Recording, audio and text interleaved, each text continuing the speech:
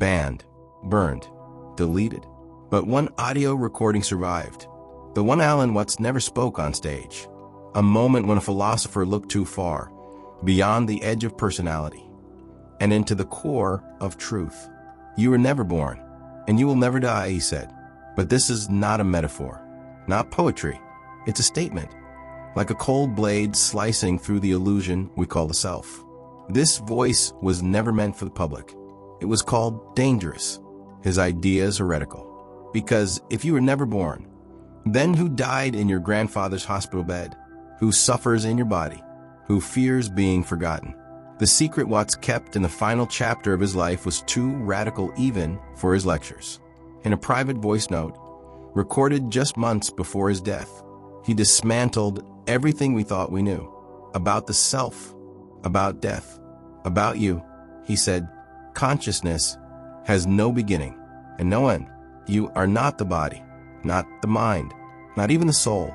You are a play of light and shadow, a wave on the surface of an ocean that has never known time or form. Death is not the end. It's not even an event. It's simply the moment when the wave remembers it is the ocean. This video is a reconstruction of that forbidden recording. We gathered fragments, notes, letters, rare interviews, to restore the voice of Watts as it might have sounded in his final revelation. No cliches, only what he truly believed, even if it was too dangerous for most to hear. You've heard him speak about Zen, about presence, about enjoying life, but you haven't heard him speak about the disappearance of the I. Today you will, and perhaps you'll never look at yourself the same way again. When we hear the name Alan Watts, a familiar image comes to mind. The British accent, subtle irony, a half smile. A man who could speak of God without religion, of meaning without moralizing, of life as a joke worth playing to the end. But behind this lightness, there was always a dangerous idea, an idea he rarely stated outright, because he knew, if you understood it too quickly, yourself might scatter like dust in the wind. You are under no obligation to be who you were taught to be, he said. But in truth, he meant something deeper. You are not who you think you are. According to Watts, our entire self-concept is made of words, labels, names. You think, I'm Victor. I'm a mother. I'm an engineer. But who are you before the name? Before the role? Before the first memory? He said that personality is a process, not a thing. Something like a whirlpool in a river. You can see its shape. You can name it. But at every moment, it's new water, new flow, new energy. What we call I is a pattern, not a thing. A dance, not a dancer. That's why Watts saw death not as an ending, but a return. Not something that destroys you, but something that removes the mask you got used to wearing. He spoke of the greatest illusion in Western thought, that you are a separate being, inside a separate body, in a hostile or indifferent world. Watts said, this isn't just a mistake, it's a disaster. Belief in separateness breeds fear. Fear creates control. Control leads to suffering. You think the mind lives inside the body. But what if the body is what appears inside the mind? Watts. He often returned to ancient Eastern systems, the Vedas, Tao, Zen. In them, man is not a witness of the world, but an expression of it. You're not inside the universe. You are the form the universe takes to observe itself. You don't watch the sunset. You are the sunset, becoming aware of itself. This idea became the core of his forbidden lecture, because it erases the fear of death, and with it, the entire society built on that fear. Death happens to someone who was born, but you were never born. Watts. This was the most radical thing he ever said. Not just there is no death, but there was no birth either. He claimed that the moment of birth is just the starting point for memory. Before it, nothing vanished. After it, nothing appeared. It's simply a change in form, like ice melting into water, like a cloud fading into the sky. He said, we fear disappearing because we believe we once appeared, but that which you are never began, and so it cannot end. You existed before you learned to say I, and you will remain, even if you forget how to pronounce your name. At this point in life, what's already new? His body was fading. He drank. He was ill. He was aging. But he wasn't afraid. He whispered, "When you stop clinging to the I, only the illusion dies, and you finally wake up." In the next act, we'll hear the reconstructed recording, in which Watts explains why death is not disappearance, how the dream of reality works, and why awakening begins the moment you lose yourself. In the final months of his life, Alan Watts often repeated the same phrase: dying is like waking up from a dream you didn't know you were having. He never explained exactly what he meant. Sometimes he added, "When you die, you don't wake up in another world. You wake up in a reality you've always known, but temporarily forgot." It sounds poetic, but for Watts, it was a foundation, a truth he believed. We are not living for the first time, not in the sense of reincarnation, but in the sense that life itself is a continuous flow, and your consciousness is its shape, temporary, like a ripple, like a breath. What you call life is not the story of one body. It's a flash of awareness in the ocean of being. It doesn't begin. It doesn't end. It arises and returns. Alan Watts was often compared to a musician. He spoke of life as a dance, not a destination. The purpose of music isn't the final note. The purpose of a dance isn't the last step. The purpose of life isn't an outcome. It's the play itself. You don't live in order to die.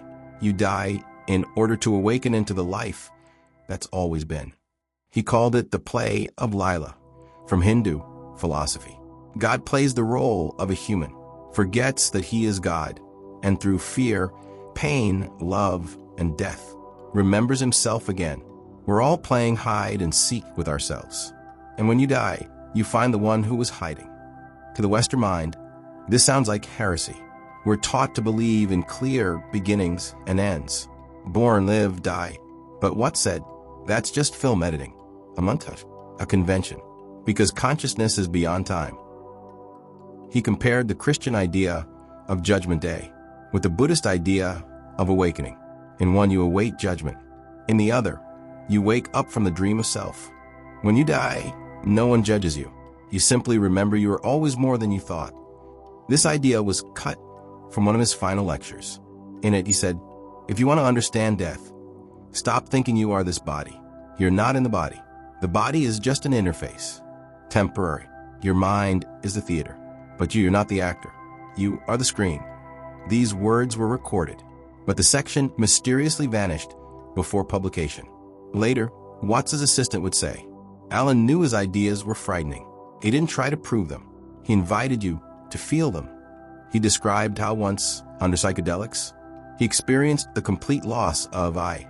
I disappeared, but strangely I still was, just without a name, without a story, without a beginning, without an end, only presence, quiet, clear, eternal. Later he said, death is not disappearance. It's exiting the role you've been taking too seriously, far too seriously. There's a recording surrounded by rumors. They call it the nameless tape. It's a private conversation between Watts and a few students. He speaks slowly, almost in a whisper. You're afraid to die, but tell me honestly, do you know who you are now? Not your name, not your job. Who are you without that? That's what dies, but not you, because you were never that. You are the one who knows that. The tape runs for 30 minutes.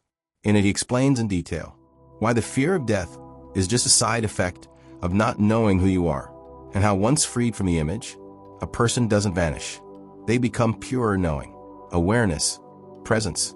Death is not disappearance. It's when everything unreal dissolves, and only you remain. Death is when the music stops. But who said you are the note and not the silence? Alan Watts, in his final unreleased lecture, recorded but never published, Watts spoke one of his deepest truths. What fears death is the illusion, and what observes the fear is eternal. He made a clear distinction between two essences: the personality, temporary, structured, filled with memories and roles; the awareness, formless, timeless, nameless. You think you are your story, he said, but the story is just a tale. You are not the tale. You are the listener. Eastern traditions call this the illusion of ego. You are not your name, not your job, not your habits. You are the one who observes it all. And when you die, the story dissolves. But the listener remains. Death is frightening. Only if you believe you are the form. But when you see yourself as awareness, fear disappears. Because you don't end. You simply stop being someone and return to what you've always been. Nothing and everything at once. What's compared death to meditation? If you've ever truly meditated, you know the feeling. No thoughts, but still you are. That's death. Everything fades, and you remain pure am. No content, no story, just presence. In this state, time collapses. No past, no future, only eternal now.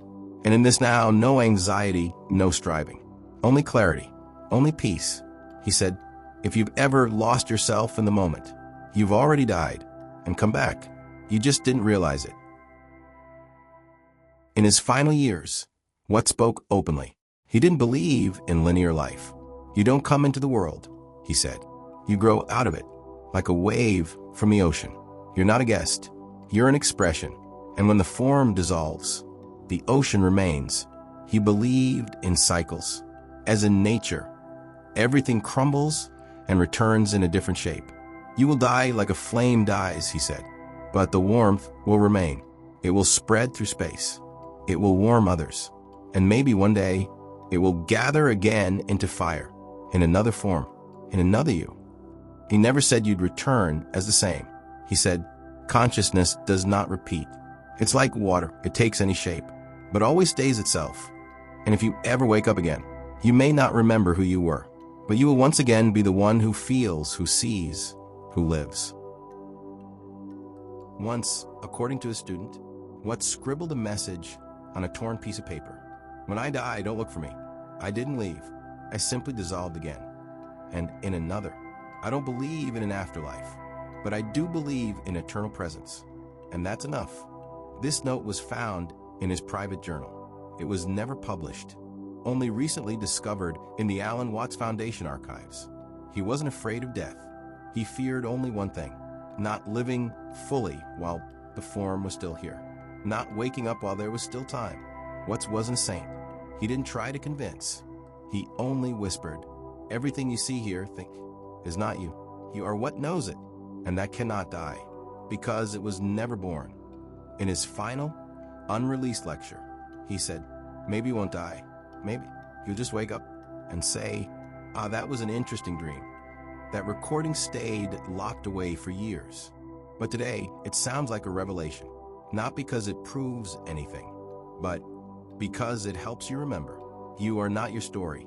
You are its witness. And what you call death may not be an end, but a return, a remembering of who you've always been. If you're ready to hear it, this truth won't frighten you. It will set you free.